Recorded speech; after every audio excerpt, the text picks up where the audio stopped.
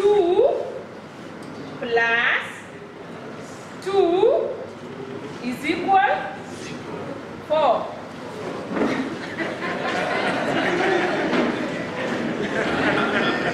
Okay, 4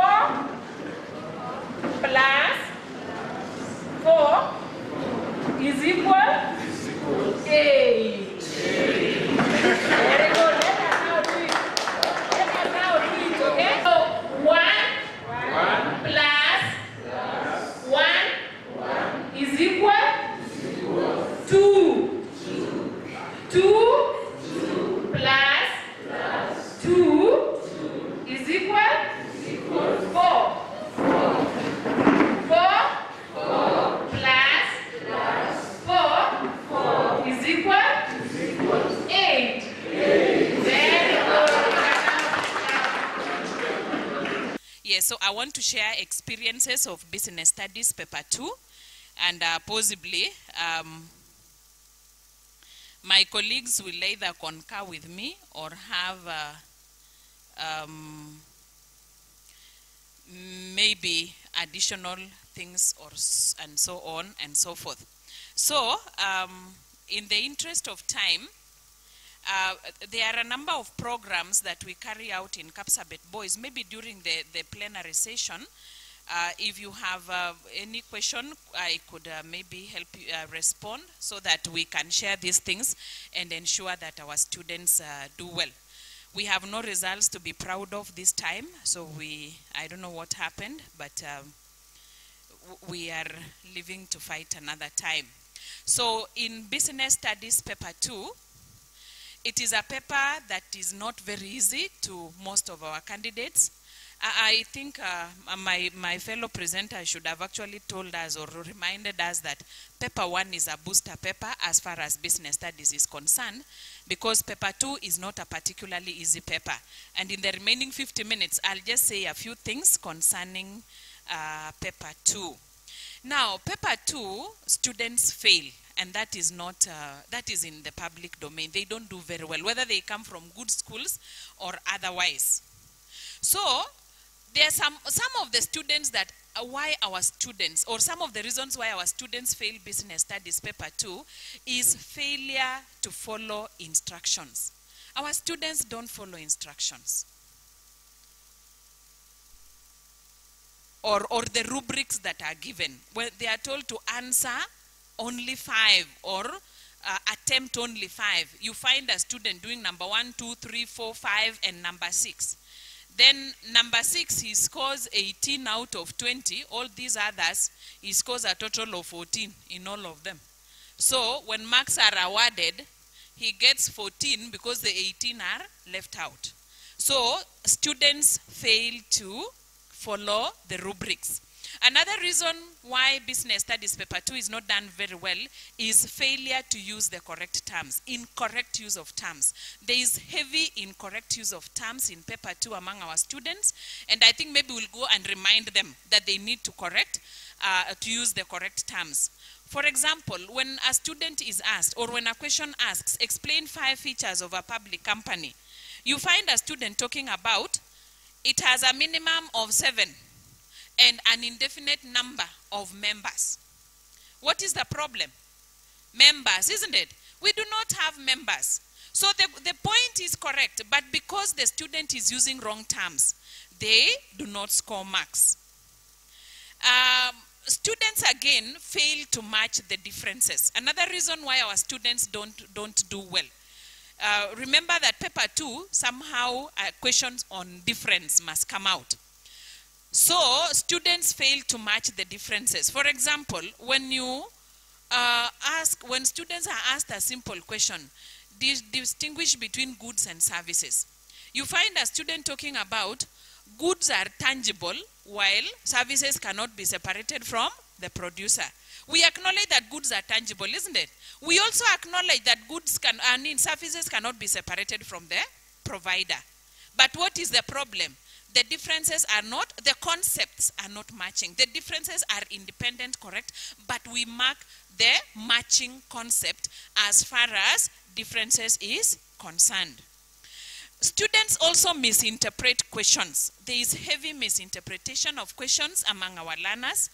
For example, when a student is asked, explain 5 features of economic resources, they start explaining how economic resources are insatiable. And they explain it so well, okay? But you see, it is actually the human ones that are insatiable. And because economic resources and characteristics of, characteristics of economic resources and characteristics of human ones are together, they now think that they know the topic. So there is misinterpretation of the questions. There is also repeating of the same answer in different paragraphs. For example, a student will be asked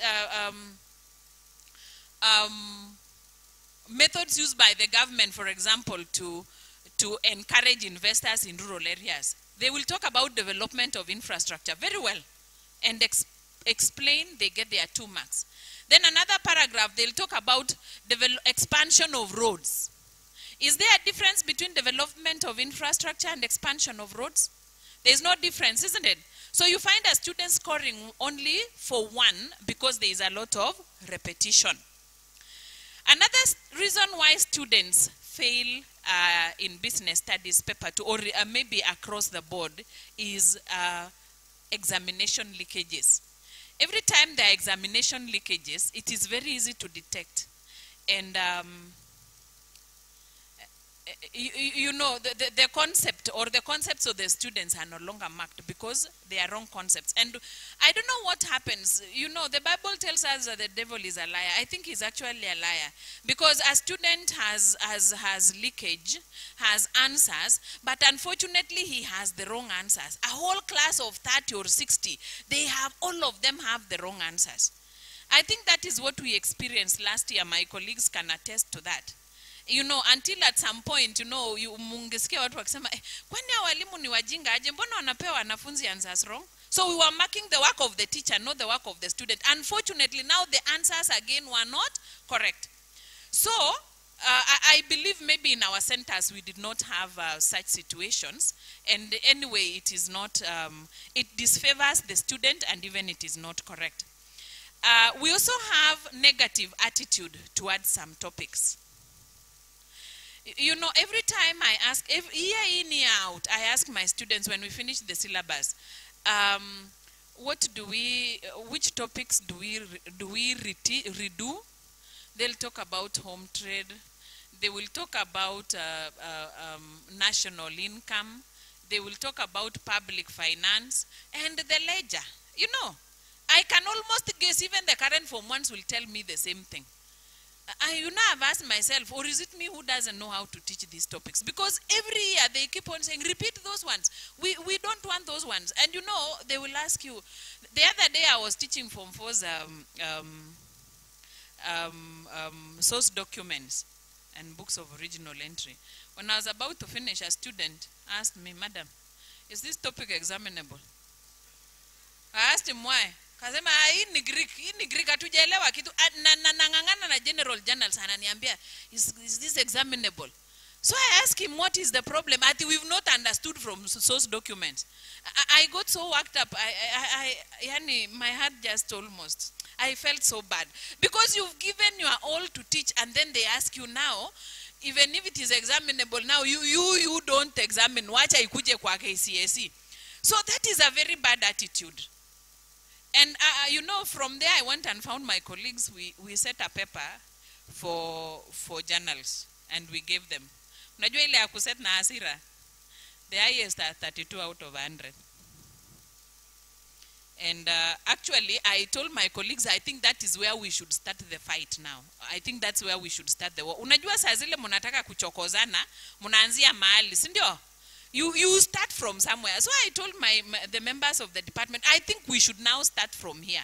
So we are yet to decide what to do with those students. We are still thinking. We are still thinking. So what am I saying? I'm saying negative attitude towards some topics among the learners. And possibly, I don't know whether they inherit from the teacher or not. But I believe that maybe as teachers, we should rise above that, so that let the attitude come from the students, not from us. And I think another thing about that is that another way of coming out of that problem is the team teaching. Team teaching really assists because if there is an area as a teacher you don't like, somebody else can teach so that you teach something else. In our school, I am the guru of source documents, books of original entry and all these things, but you cannot tell me to go to class to teach financial ratios. I will not go. Kama uniende wacha nikwe mgonjwa siku hiyo. You know, so instead of passing the same to the students, I'd rather do something else so that somebody else does that for me. So maybe that, and at least if you are more than two in the department, you can maneuver around that. So when we talk about paper 2, it consists of 6 questions containing 2 parts each. So in other words, we have 12 questions, which means they are set from 12 different areas. Now, what we need to know is that paper 1 is topically set. In other words, we are saying that out of the 31 topics, you are going to get 25 topics in paper 1. What about paper 2? Paper 2 is thematically set. We have 12 themes in business studies where we derive our paper 2 questions. So I heard Yogo talking about something like projection or something. But you know, as far as paper 2 is concerned, maybe we could learn to set from those themes so that we are covering all the possible areas. And from those themes, there are obvious areas like public finance. It is an independent theme, isn't it? Like success of a business, it is an independent theme. So every time you set a paper 2, ensure you have those areas. Maybe at the end of this session, for the sake of those who do not have the themes, I can share the themes. In fact, there are 11 themes, but there is a theme that carries 2 areas to make the 12 questions. So that if we keep to that particular theme, our work becomes very easy. Then for paper 1, we keep to the topic so that when we are preparing the table of specification, especially as far as paper 1 is concerned, we look at least 25 topics. So maybe later we can share that. So out of the 6, the students are required to respond to 5 complete questions, not 4A and 5B. Kuna hesabu wanafunzi wanafanya 4A, wanaacha 4B na 5A. So unapata 4A na 5B. When you count, actually amefanya 10. But we are talking about 5 complete questions so that if it is number 3 that is being left out, it is a complete number 3. So let us also encourage our students to arrange their work systematically. Examiners will always tell us, bora tu umefanya whichever way, unaweza anzia number 1A, uende number 6, uende nini nini.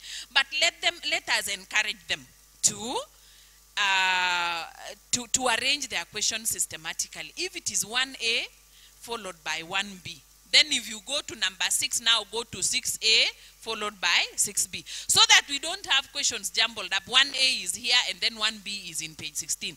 It becomes very difficult, and at least you will agree with me that labor is human, isn't it? It has the ability to get tired, isn't it? It has the ability not even to see the question in page 16 to relate to the one in page 4, isn't it? So don't give room. Encourage your students not to give room for their questions not to be seen by the examiners or to give so much work to the examiners. So in paper 2, it requires us, actually our responses in paper 2. I just want to mention something about the responses briefly. When we talk about paper 2, we can take the whole day because there is a lot of information we need to share, but I will sift as far as, because in the interest of time. So I'm saying that paper 2, our responses, leave alone the accounting, okay? Our responses are, or we require the candidates to state the answer and qualify or add value to the answer. So I want to deal with stating and adding value briefly, okay? When Mr. Yogo was talking to us about note making, he said write quality notes, isn't it? He said don't write quantity, 16 pages, but write 2 pages that is full of quality. So that way, how do we ensure that our students write quality answers so that they score 2 marks? My counterpart presenting paper 1 told us that in paper 1 they just require statements, isn't it? Did he say that? Yes, very brief statements. Now that statement of paper 1 forms the basis of 1 mark in paper 2. Okay? Because when a student is asked to explain, outline, highlight, what is he or she expected to do? 1 is to state the answer in correct terms at using more than 1 word. Okay? State the answer in correct terms using more than 1 word. That gives the student 1 mark. How does the student get the 2nd mark? Because the main bone of contention is failure of the student to get the 2nd mark because of their failure to expand. Now, after stating the answer in more than 1 word, he should give further information. He should add value in continuous prose. He should justify the mention. You know, when you state the answer, we call it a mention. And then when you now explain, we call it an expansion. So we are talking about a mention and an expansion. So once the student has mentioned correctly, he gets 1 mark. And then he now adds value or justifies or qualifies to get the 2nd mark. And I've said you do that in continuous prose. Now, what is to qualify? Maybe someone is asking, what is to qualify? How does a student justify? How does a student add value? 1, value is added through giving meaning. There are questions that you can add value by giving meaning. For example, when a student is asked, explain 5 essential elements of communication, or explain 5 elements of communication, or explain 5 essentials of communication, the student will mention by identifying the element, isn't it? For example, the sender. The only thing you can say about the sender is to tell us who the sender is. There's nothing else you can tell us apart from telling us who the sender is. So we talk about the person from whom the message originates, or the person who originates the message, or the person who encodes the message. Encoding means speaking or even writing. So we talk about the person who speaks the message, the person who writes the message. I am trying to explain what expansion is, what qualification is. So when it comes to questions as far as essential elements are concerned, you can only expand those by giving meaning. How else do you expand other than that? You can expand by giving cause of what you have mentioned, by giving cause.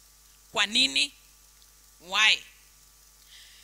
You can get a question like, there has been a decline in, say, demand for furniture in hii center tulishuka inaitwaje? Kolwen, yes. There has been a decline in demand for furniture in Kolwen. Then you are told, explain 5 factors that may have caused this trend. Why do you think there is a decline in demand for furniture in Kolwen? Of course, the student will identify or will mention that there could be decline in consumers' real income, isn't it? So the question is, so when a student mentions a decline in consumers' real income, that is a mention, they get 1 mark. How does a decline in consumers' real income therefore affect the demand for furniture in Kolweny town? Because it reduces the purchasing power, isn't it? So decline in consumers' real income because it reduces their purchasing power, or it makes the consumers unable to purchase the furniture. Are we together? Yes. So you can expand by giving cause. You know, that is why you ask students, how does then decline in consumers' income lead to a decline in demand? Because some student will say decline in consumers' income because they have been fired due to corona. That is 1 mark, isn't it? We acknowledge that they could have been fired due to the effects of corona, but does that now does firing make decline come down? No, it is the reduction in the purchasing power. How else do you expand? We are looking for the 2nd mark, where most of our students are unable to identify. And by the way, if you learn these skills, dear teachers, and you make your notes to respond to these things, then your life will be very easy. Because whatever they have in the notes is the correct information. The 3rd way is to give a correct flow of the stated answer, or a correct flow of the statement. Giving a correct flow of the statement. For example, students may be asked, or you may ask your students, explain ways in which the internal business environment may contribute to the success of the business. I asked my students the other day, in fact, the Form 3s, explain 5 ways in which the demographic environment leads to the success of a business.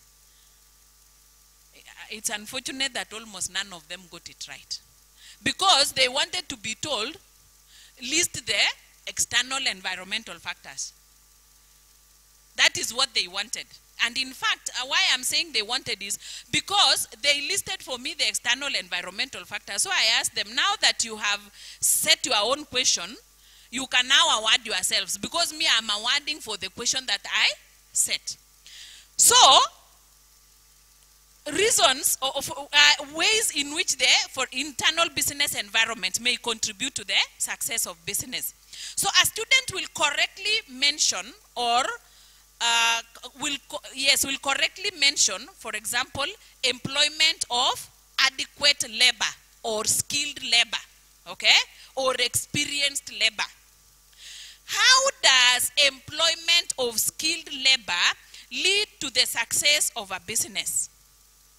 So you expect the student to say employment of skilled labor that enhances performance, that hence increasing output, because skilled labor will give us more output. So we can we can follow that point to the end, that there is employment of skilled labor, hence high quality output. Employment of skilled labor, hence mass production. So there is a flow. There is no discord between that entire statement. And when you identify ways of expansion, we will actually discourage our students from writing a lot of literature when answering paper 2. I went to a school last year, and when I explained to the students this way, they clapped for me. When the teacher was seeing me off, akaniambia, you know, I always ask them to write 2 paragraphs per point. 2 paragraphs per point. So they take 1.5 pages for one question. So when I explained to the students, they were really excited. And I did not know. You know, we don't need to take our students to that much task. Let them write quality notes, not quality answers, not quantity answers. Um, I'm still talking about expansion. I'm about to finish that part. Expansion can be by way of giving relevant examples. Students can expand by way of giving examples. A question can be posed, or you can ask your question, your students, explain 5 benefits of government involvement in business activities. Explain 5 benefits of government involvement in business activities. So, a student may mention an answer like stimulating economic development. The question is, what are some of the economic development that the government can stimulate? So you get answer, you expect an expansion like by development of infrastructure. Or a student can say by development of roads. A student from around this region will tell you by development of the Ahero interchange. That is correct. Another student will say by development of SGR. That is a good example of infrastructure, isn't it? Or by expanding the Thika superhighway. So they give you examples. And when the student gives you example, you award them 2 for mention and expansion. Finally, explanation can be by way, or expansion can be by way of answering how or why of the stated answer. When a student is asked, explain, I'm saying a student can answer how or why of the stated answer. For example, you can ask a student, explain 5 benefits that accrue to an organization that, for example, adopts the open office. So, after mentioning, the student must give us why or how. They can talk about there is easy supervision of employees. Why? Because they are located within one office, or they are found within one office. Another person will say they are occupying one premise. You know, whatever idea the student gives to suggest that all these people are found within one place, you award 2 marks. So, that is what we mean by expansion. And I believe you will agree with me that when a student is expanding, they don't have to write a lot of information. Now, what I also need to bring to our attention is that when the mention is not correct, the students scores a 0. Okay? Are we together? When the statement is not correct, the student scores a 0. Because tunasemanga 1 mark for mentioning, another one for explanation, isn't it? Can you explain a wrong statement until it becomes correct? You cannot explain something that is wrong, isn't it? So the moment the mention is wrong, whatever else the student writes does not matter.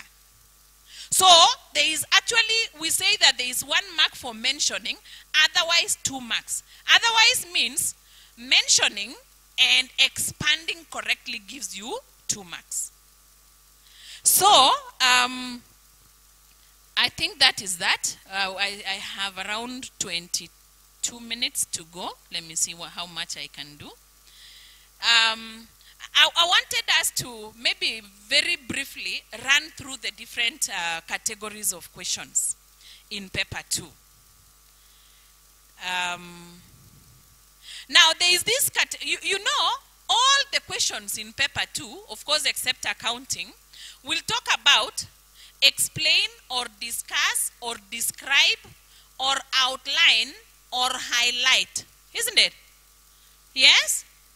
All those words, for the sake of business studies paper 2, mean the same thing. I'm sure if we went to the dictionary, they would mean different things. But in the interest of business studies paper 2, explain, discuss, describe, outline, highlight, even give, they mean the same thing. So this is now where you expect the student to state the answer and add value And addition of value is by the 5 ways that we have captured together with you. For example, you can ask students, explain 5 reasons why a distributor of consumer goods would prefer to locate his warehouse next to consumers. You expect the student to give you one answer in 2 parts. For example, obviously the student will say to save on transport costs. That is 1 mark. Na wengi watakwama hapo. Why? Because his vehicles will travel short distances, isn't it? How do you save on cost of transport? Possibly because his vehicle will travel short distances. Another student will expand by saying, because there will be minimal losses during transportation. Another person will say, or another student will say, since the distance to be covered is short. Are we together? Yes. So,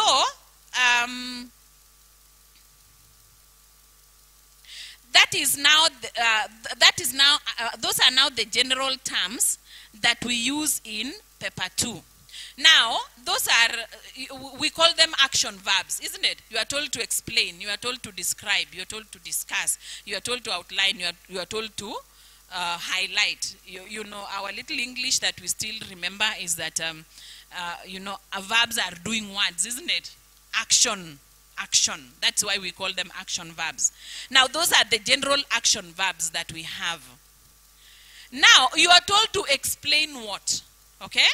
What are you told to explain or to outline or to highlight? Now, there is this category of questions that talks about, now this is the second word. I'm now going to the keyword. I'm through with the action verb. I've generalized the action verb. I'm now going to the keyword. Explain, for example, benefits, roles, importance, merits, advantages, functions, uses, services.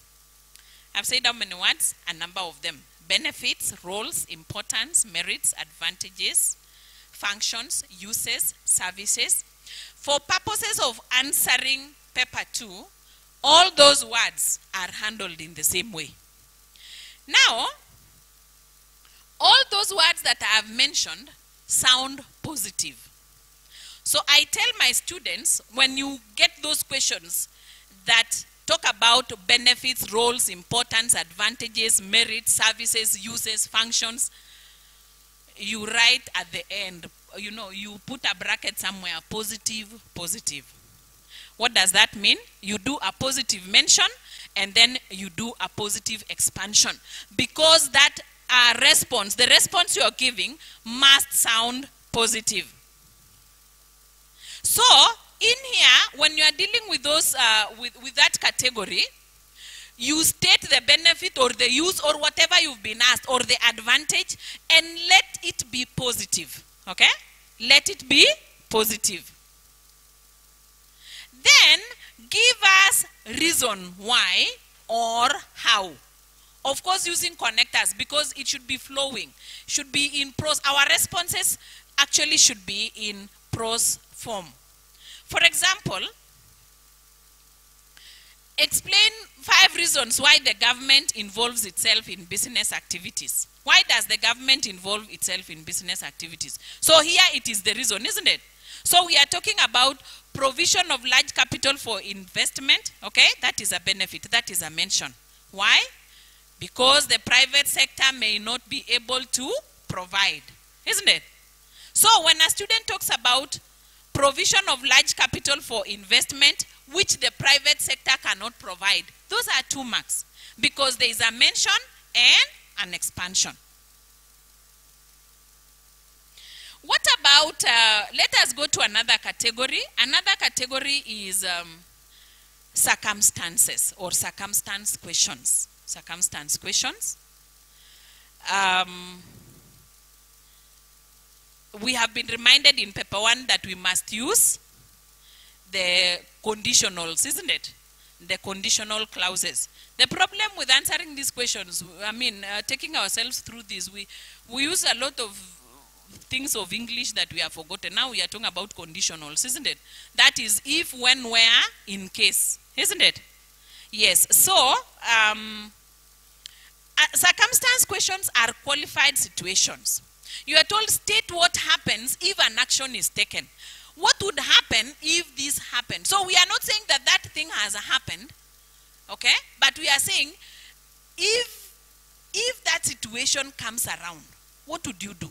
That is why we are using if, in case, when, where. So actually it is the best way to introduce our responses. There is this question that we had last year in KCSE, and I think a number of us really wondered why it came in paper 2. Circumstances under which a check may be dishonored. Our KLP inventor only gives us one part. By the way, I have nothing against I am saying I have nothing against KLB inventor and A+ business. There is a book called A+, isn't it? Those are books to prepare students to pass paper 1. If you've never discovered. KLB inventor and akina A+. Hizo ni za watoto kusoma wapite paper 1. Lakini sio paper 2. Why? Because they just give statements. They just give mentions. They don't give expansions. So, like in KLB inventor, which is our course book, circumstances under which a check may be dishonored.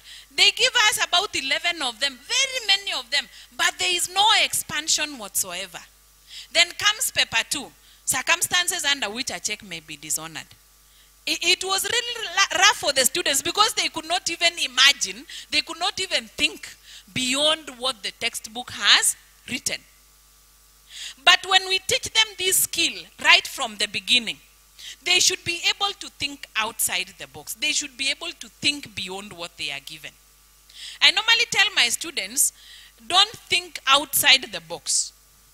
Because when you think outside the box, we can see you thinking, but you are thinking and saying, do I get into the box or do I stay out? So you are thinking outside the box, but you are thinking about the box. I normally tell them, think without the box, so that the idea of the box does not occur. So, in other words, what I'm saying is, if we teach our students that after the mention, the expansion is why or how. You know, when they just know that the expansion is why or how, then they know that a check is dishonored if it is stale, isn't it? Isn't it? A check is dishonored if it is stale. What does that mean? Because it has stayed 6 months before it was cashed, isn't it? Or because it is against the bank's policy to cash a stale check. When the amount in figures is different from the amount in words, KLB naache hapo. Why? Wewe mtoto ajiulize, kama imeandikwa 10,000, 4 zeros. Alafu hapa chini imeandikwa 1,000, ONE. What is the problem with that? Why can't the bank cash? Let the child know that it is unclear which figure to honor, isn't it? Kama niwe utakash 10 ama 1. So let them just write because it is unclear which figure is the correct one or which figure to honor. When the check the signature in the check varies with the specimen in the bank. Why? It could be a case of fraud, isn't it? Yes, so you know when they expand their minds and just ask themselves why. In paper 2, whatever reason you give, whatever expansion you give, as long as it is correct, you are awarded. Of course, unless there are definitions that are cast on stone. But if it is why or how, as long as it is correct, you're given a mark. I go to another category.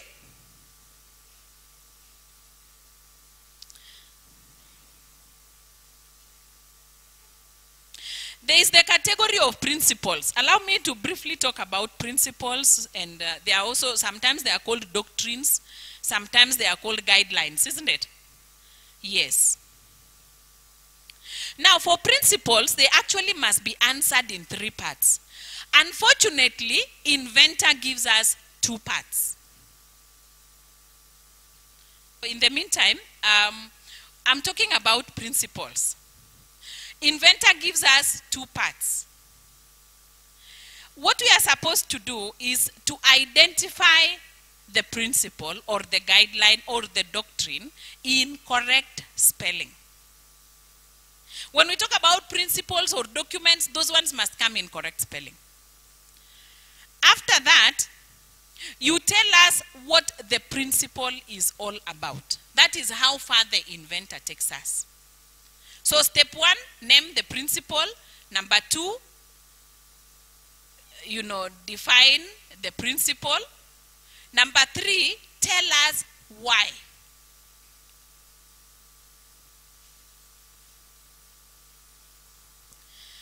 For example, we can talk about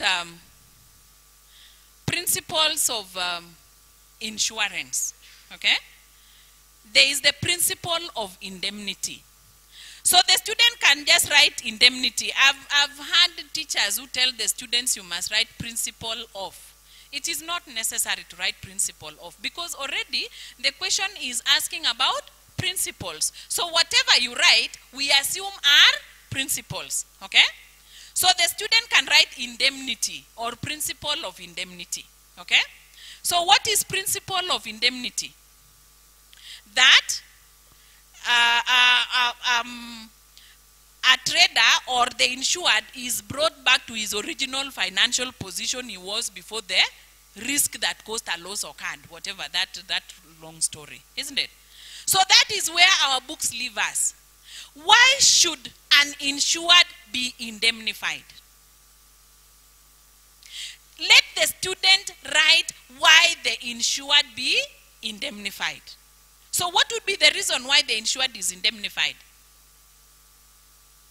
Someone will say so that he does not suffer losses, so that his business does not collapse. Another one will say so that he can pick up from there, so as to boost the confidence in him.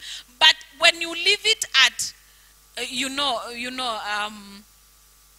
when you leave it at where our textbook lives, that brought back to his original financial position, you have not answered in 3 parts the way you are expected. The principle of subrogation.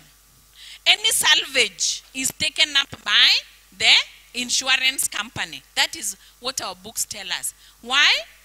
The student should go further and say, so that the insured does not benefit, okay, from making use of that particular salvage. Or because it will go against the policy of, or the principle of indemnity. So let us teach our students to answer principles in 3 parts. We have 2 sets of principles in public expenditure, in government expenditure, in public finance. And as I told you, we know very well that public finance is an independent theme in paper 2. So you will always get a question on public finance. So let them know how to answer those 2 sets of principles, just in case they will be asked. So we are through with the principles. There is now the part for assumptions or characteristics or features. So we make assumptions because features are observable characteristics, isn't it? But of course they are the same as features, only that those ones are hypothetical, the rest are observable. So here, it is very easy for the students. You mention the feature and tell us the reason why, or give us how. In fact, the student has a leeway there. They can tell us why or how. For example, a student can be asked, explain 5 features of large-scale retailers. So they'll talk about they require a large capital base, isn't it? Why? Because the businesses are large. Is that a reason? If you are operating a large business, you require a large capital base, isn't it? Yes. So that one they can either give us when the students are dealing with features or characteristics or assumptions. They just mention the feature and give reason why or method how. So that one is complete. And in fact, that one the students do very well because it is, either way, the students will get the answer. Of course, as long as they have the content. Because when the student does not have the content again, however much the questions are easy, it becomes very difficult for them. One of our specific objectives as far as the teacher's handbook is concerned is to ensure our students know the procedure of buying shares and the procedure of selling shares. However, our textbooks don't have that information, procedure of buying shares, procedure of selling shares. I know possibly we know the procedure of claiming compensation, taking an insurance cover, and possibly personal selling. But now there is procedure for buying shares and procedure for selling shares. It is very well highlighted in Excel Business Studies that Mr. Yogo mentioned. Excel Business Studies happens to have been written by senior examiners of paper 2. And they have done a very good work. However, it is a revision book. It is not good to introduce the students to it before you finish the syllabus, because they'll be lazy, they'll not want to read. So you could introduce that book to the Form 4s, or you use just as a guide to support you, so that you can teach them on procedure for buying shares and procedure for selling shares. So that in total, the students know 5 procedures. Procedure for taking insurance cover, claiming compensation, personal selling, buying shares, and selling shares. So I think that is good information for us. So we go to another category. We were looking at questions on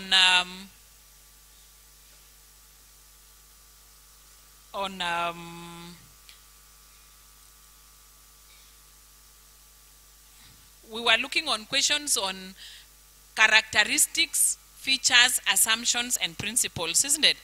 Now I want us to briefly look at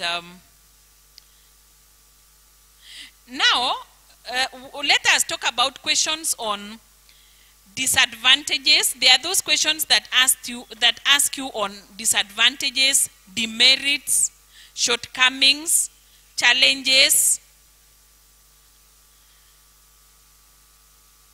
So those questions, they're actually the opposite of what we said. When you get questions that are asking you about disadvantages, limitations, challenges, demerits, that one requires a negative mention and a negative expansion. In other words, the statement or the mention must be negative, and then you justify it negatively. How mention the limitation and then show how it limits. For example, in our textbooks, we know very well that border is a trend in transport, isn't it? So at times you are asked, explain 5 limitations of motorcycles or border as a means of transport. So the mention must be negative, the expansion must be negative. For example, the expansion should be, how is that factor limiting transport? For example, we talk about motorcycles are prone to accidents, isn't it? What is the problem with accidents? How does accidents limit transport? So you expect a student to write prone to accidents, hence causing damage to property. Another person or another student will say prone to accidents, hence causing injuries. Another person will say hence causing death. Another person will say prone to accidents, hence causing loss of property. So when the students are answering questions on disadvantages, demerits, challenges, shortcomings, they must state a negative statement and show how that statement limits the concept that has been asked. When they talk about have a low carrying capacity, what is the problem with a low carrying capacity? You know, when they say have a low carrying capacity, that is a characteristic. What is the problem of a low carrying capacity? Hence unable to carry bulky goods, or hence must make several trips in order to carry bulky goods. So that is, I discovered that most of the students do not know how to expand questions on disadvantages, demerits, and challenges. Now, when we look at our questions again, they are divided into two categories. All our questions, either paper 1 or paper 2, are either general or directional. Now, general questions require general answers. For example,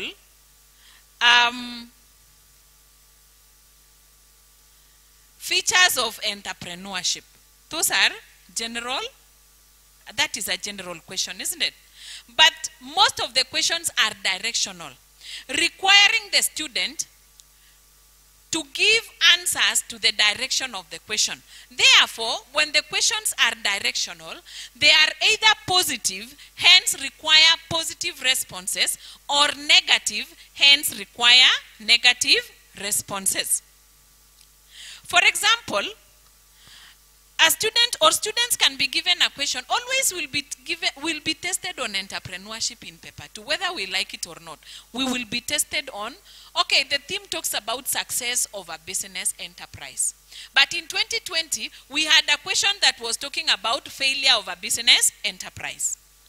So, from the foregoing, it is just good to let the students know about the success of a business and also causes that can lead to the failure of a business. So a story begins. Sarah started a business at Kolweny town, a business of selling uniforms at Kolweny town. After 2 years, his business or her business had expanded to Katito and some other place around here, isn't it? Then the student is asked, outline or explain 5 reasons that could have caused this trend. The trend is, the student first of all must identify the trend. Sarah started a business in Kolweny. After 2 years, ako na ingine Katito, ako ingine Ahero, ako ingine Kisii. What is that? Is the business succeeding or failing? It is succeeding, isn't it? So kwanza wamepima akili ya mwanafunzi, anaelewa swali. So the student must give us causes of business success. So when maybe I could give you another example. A student could be asked reasons why there is an increase in demand for uniforms, for instance. So you do not expect the student to give us factors affecting demand. That student must give us factors causing an increase in demand. So we are no longer talking about consumers' income. We are talking about increase in consumers' income. We are not talking about price of substitute goods. We are talking about increase in price of substitute goods. So it is good that we guide our students so that they answer the questions to the direction of, or they give responses to the direction of the question. Now, we have another category of questions, sources. Sources. We have sources of government revenue. We have sources of capital for the different forms of business units. The goodness is that sources is just asking sources of money, not sources of anything else. Okay? So what do we expect our students to do in sources? One is that the student must name the revenue. Because we are talking about money, isn't it? Must name the revenue. And every time we talk about students naming, the spelling must be correct. So after naming the revenue, they get 1 mark. How do they expand? They state how it is obtained. State how it is obtained. For example, a question could be asked to the students, sources of government revenue. Explain 5 sources of government revenue. We have said public finances in paper 2, isn't it? The student will write fines. Okay? Is fines a source of government revenue? Yes. Then we have said, show how it is obtained. There is a temptation that students have. They say obtained from courts. That is not right. Fines are not obtained from courts. Court, kuna court clerk, kuna mama anauza ndizi hapo, kuna magistrate, hawa analipa fine. It is obtained from law breakers. So once the student writes obtained from courts, and there are some books that write they are obtained from courts, that's how misguided our students can be. So it is obtained from law breakers. When they talk about taxes, they should talk about compulsory payments charged on incomes and goods. So they just tell us how the revenue is collected. So that is sources.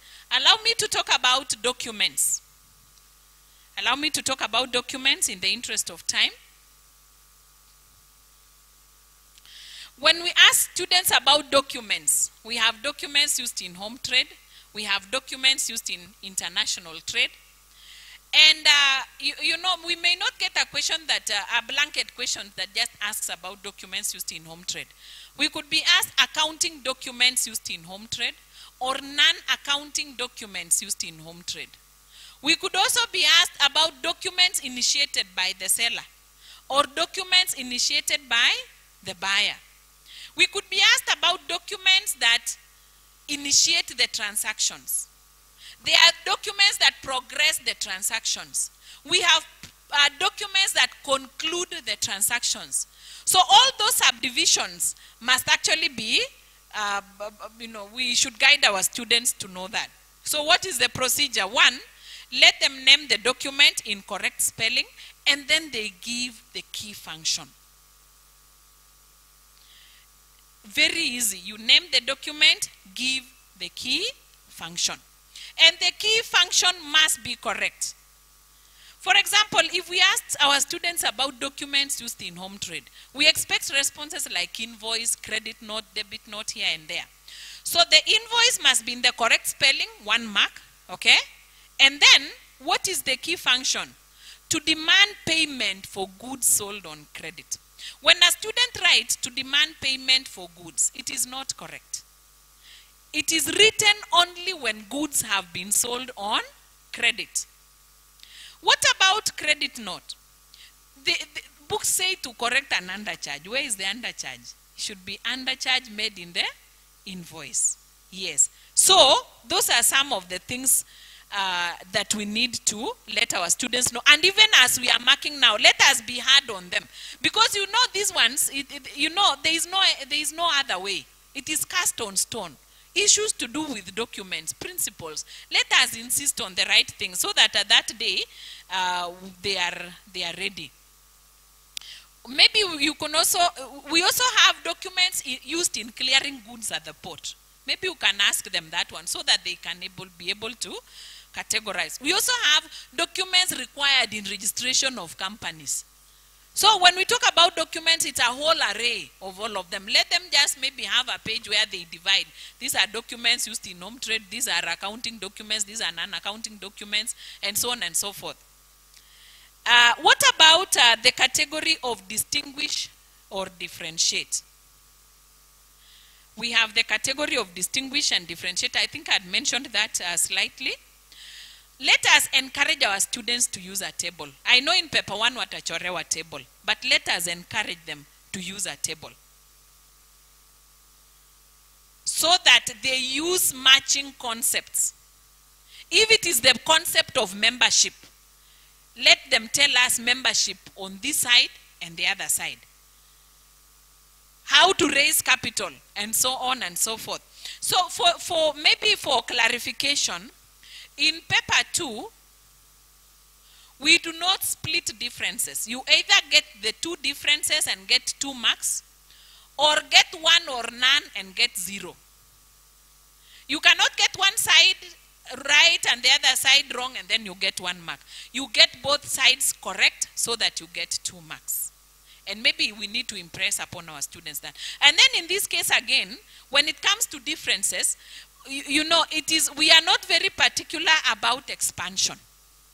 We do not expand differences as far as paper 2 is concerned. You know, there are so many difference between open office and partitioned office, difference between forms of business units. Those are very common. So when a student, or when tackling the difference between, for example, the different forms of business units, it's good to develop an approach. For example, look at the difference from the approach of profits and losses. So profits are shared in partnership. Sindio? Profits are the sole trader enjoys profits alone. So we are through with that concept, 2 marks. Then we go to capital. Capital is raised by shareholders through sale of shares, for instance. Capital is raised by members through membership fee or membership registration for cooperative societies. Then possibly you go to management. You know, let them write the difference as far as the concept of management is concerned. What about ownership? What about formation? And so on and so forth. And then let us teach our students not to go for difficult concepts. Let us give them all the concepts in our notes, but let them identify the most basic concepts using the simplest of the languages. And then again, let us also impress upon our students, you know, they have a habit of saying, for instance, a sole trader enjoys profits alone, while partnerships do not. There is no concept called do not. Let them tell us the concepts that bring out the differences.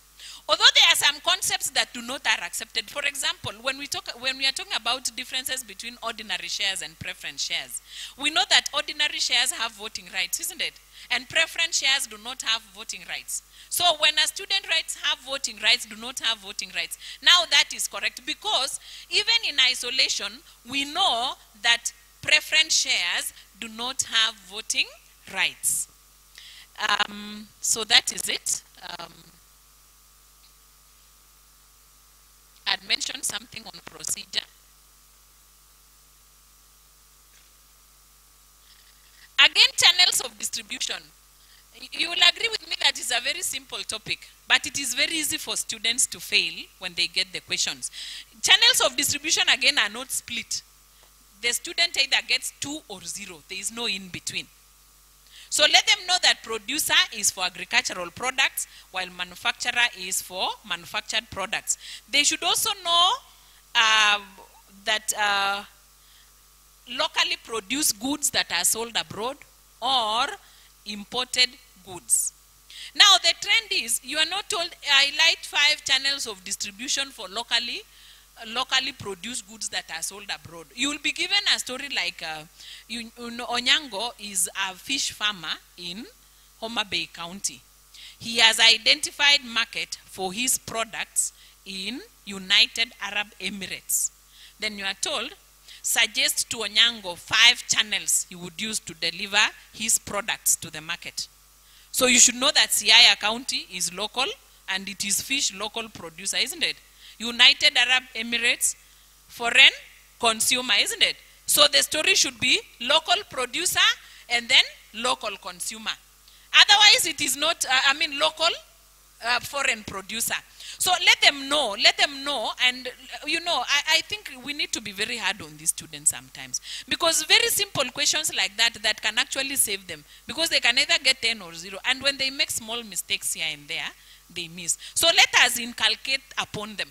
Those are now some of the advantages of clearing the syllabus early, so that you address all the gray areas. If you decide that this week I'm just talking about channels of distribution, you impart channels of distribution in their heads this week. Next week you go to another concept. I'm sure these students will do very well. And then again, let us impress upon them that they should use arrows. Some use dashes. You know, when you use a dash, you don't score, you get a 0. So let them be arrows. Then in the same topic, channels of distribution, they may be asked to explain the role of middlemen. Role of middlemen, we had said, you identify the role, the how, and the why. So the role of middlemen is also in that topic. Again, now as I wind up, there is current trends. I had promised to give you the themes, isn't it? Yes, one of the themes is current trends. The disadvantage of current trends is that we don't know it is current trends from where. It is just a current trend from any topic. So how do we handle current trends? Number one, name the trend. When you name the trend, you get 1 mark. Secondly, use why to expand the trend. You can use why, how, or effect, or function. Why am I giving so many options? Because they come from very many topics. So you can use why, how, effect, or function to expand the trend. For example, recently we had a question on trends in the office. So, explain 5 trends in the office. So there is use of name tags, isn't it? What is the use of name tags? For easy identification, isn't it? So when a student writes use of name tags for easy identification, those are 2 marks. This student has used function for easy identification as an expansion. Another student can talk about outsourcing. What is outsourcing? They tell us contracting out non-core activities. So anaandika outsourcing, contracting out non-core activities. Mwingine atakuandikia contracting out cleaning activities. Iko sawa. Mwingine atakwambia contracting out security activities, security services. Iko sawa, those are non-core activities.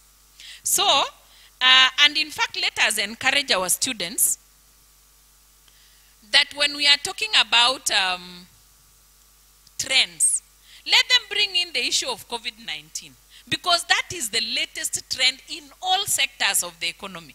Let them bring out the issue of COVID-19. It may not be in our books, but that is a trend, isn't it?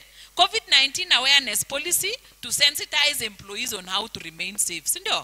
Or COVID-19 awareness to avoid discrimination of infected employees. Let them say something about COVID-19, because it is a trend that is not in our books at the moment. So we have trends in maybe product promotion, transport, communication, distribution, banking. Fortunately or unfortunately, some of these trends, we just get them from the internet, because they keep on changing. So again, let us impress upon our students. I'm talking about graphs now. Graphs, demand and supply. We have been reminded in the morning that whatever is left now is very easy. You know, the graphs that we are having are not very difficult. So, let us impress upon our students to draw proper graphs. Don't set an exam that does not have a graph. Use a graph to illustrate equilibrium. Wacha tu wachore hizo demand and supply na wakuonyeshe price equilibrium, na quantity equilibrium. Or use a graph to illustrate effect of increase in demand on equilibrium. Let them learn and let them do correct labeling. Most of the students draw good graphs, but they don't label. How do they get marks without the label? The x-axis, the y-axis, the quantity axis, the price axis, the the SS, let them draw and label. I think it is not that they don't know. Most of our students are very careless. So let us impress upon them that they label their graphs properly. Any shift or even the equilibriums, movements of equilibrium, let them indicate the movements of equilibriums. So for accounting, I'm winding up. For accounting, I want to insist a few things because we are teachers. I want to insist on very few things. Let them draw the correct format. If the format is not right, don't negotiate. Just cross that thing and move on. The format must be correct. Hata kama folio column haitawekwa kitu, wacha hiyo column ikae hapo. Sometimes man challenge me and tell me, why should I draw a folio column and I'm not writing anything? Let it be there. Because the folio column makes the format correct. So insist on the format. And if not correct, just a word 0. Insist also that they write the correct details, especially the personal accounts. Debtor Onyango, creditor John. Let them write the correct spellings. Let them also write the correct figures. And as far as journals are concerned, let us train them to write the correct narration. I don't know why students don't like writing narrations. They think it is difficult. But let us insist. Like me, I insist in my classes that if you don't write the narration, I'll not give you a mark for the totals. So the totals are pegged on the correctness of the narration. So they struggle and finally they manage. Let them also be very systematic. Opening stock, add, purchases, add, carriage inwards, less return outwards. Let them be very systematic and let them use simple accounting principles. If it is A equals to C plus L, let us see it is A equals to C plus L. And let us also encourage them to do their calculations in the question paper. I mean in the answer booklet. Why? This is the advent of the calculators. The students want to use a calculator very fast and produce to you the answer. Let us insist on showing the workings. And then, of course, the operations, if it is plus, minus, take away, and so on and so forth. When it comes to financial ratios, let them show us their units where applicable. If it is 2.1 times, let it be 2.1 times. If it is ratio, let us see the ratio. If it is percentage, let us see the percentage. So,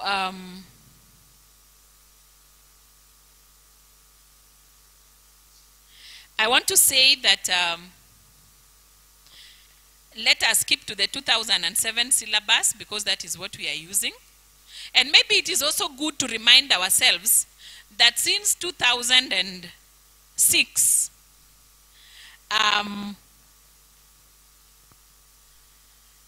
financial statements have never missed, except I think 2015 and 2016.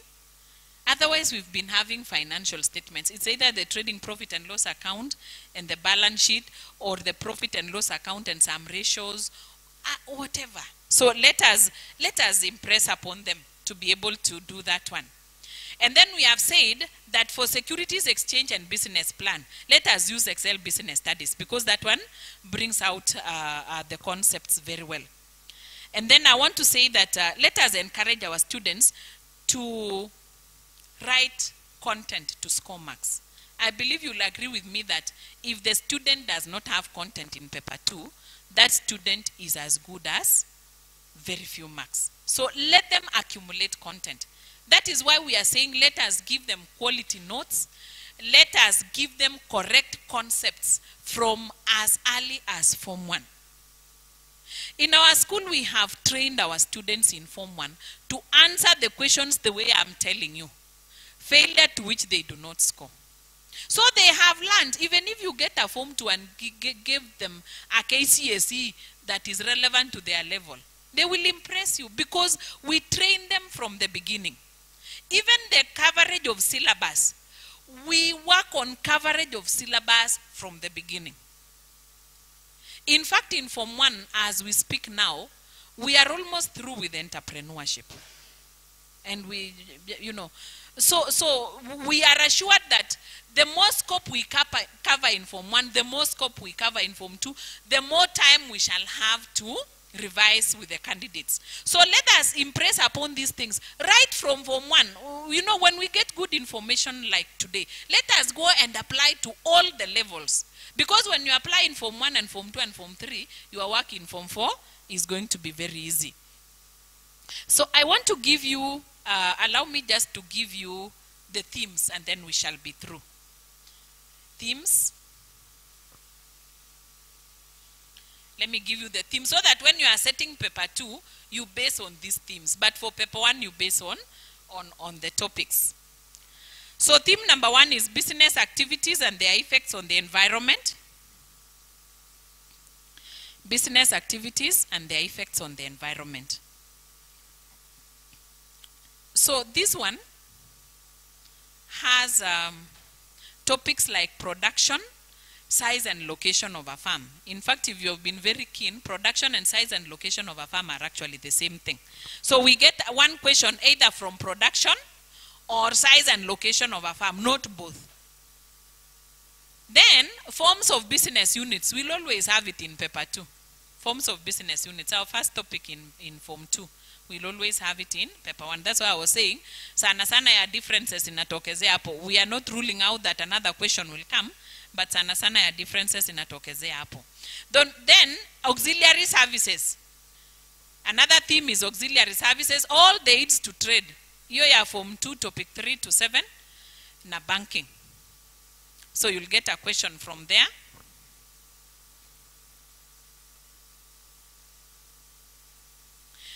Then theme number 4 is human wants and market dynamism. Human wants and market dynamism. So in this theme, it combines satisfaction of human wants, then demand and supply. They are very related, the two topics, so you'll get one. So you either set for them satisfaction of human wants or demand and supply. Human wants and market dynamism, so it takes care of satisfaction of human wants, demand and supply. Then number 5 is creating linkages with consumers. Creating linkages with consumers. How do we create linkages with consumers? Through home trade, international trade, and channels of distribution.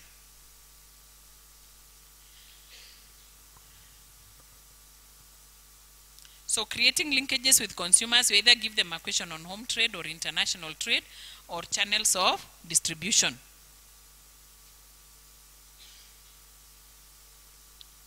Then we have role of government in business.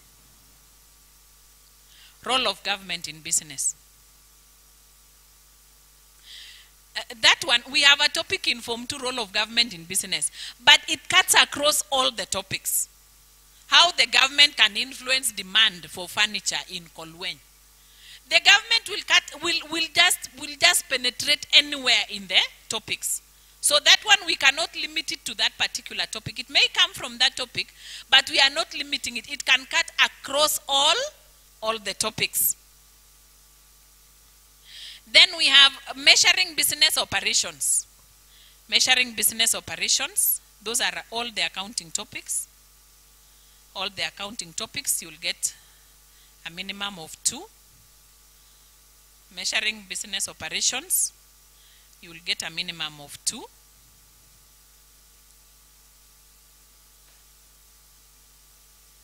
Then theme number 8 is optimal utilization of public finance. Optimal utilization of public finance. That is the topic, public finance. You'll always get a question on public finance. So when you are setting paper 2, don't leave out that topic. Just set it, whatever, just set. Then economic issues in the society. Economic issues in the society. Those are the topics of Form 3. Akina demand and supply, not demand and supply, population and employment, national income, inflation, economic development and planning. So those are economic issues in the society. You'll get 1. Then we have emerging trends. We have emerging trends. We have emerging trends. We have said emerging trends cut across all the topics. So whenever you are setting, please set a question on emerging trends. Then we have success of a business enterprise. Success of a business enterprise, you'll always be asked. Hiyo ni entrepreneurship. Wazoe tu kujibu causes of business success. And all, of course, again, causes of business failure, because we experienced that in, I think, 2021. And then there is another one also that is becoming very trendy, the office. You don't miss a question on the office. So when you will be setting, please play around those themes. So I want to take this opportunity to thank all of us for the patience we have had for listening to me. I want to say, may God bless you.